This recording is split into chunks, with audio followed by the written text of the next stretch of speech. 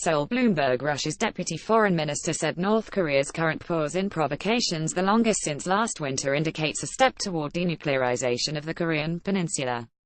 I think North Korea's restraint for the past 2 months is within the simultaneous freeze roadmap suggested by China and Russia, Mr. Igor Morgulov told reporters in Seoul on Monday, November 27.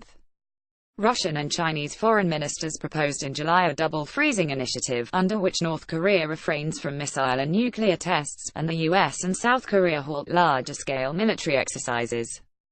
The US has rejected this proposal, arguing that its drills are defensive in nature. Earlier this month, it carried out its first exercise in a decade using 3 aircraft carriers in the region, and plans to conduct drills with South Korea's Air Force in early December.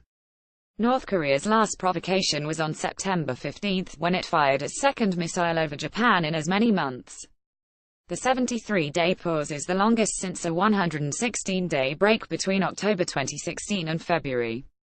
Mr. Morgulov, Russia's deputy minister responsible for relations with East and South Asia, said that following a freeze-for-freeze, the next step would be to hold exchanges with Pyongyang.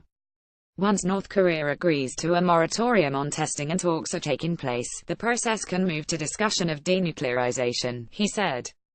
We will have to see a certain change of attitude of the US, especially on freezing or reducing its military drills, Mr. Morgulov said. It'll be difficult for us to play the role of persuading North Korea not to provoke anymore without a change in the US position, he added.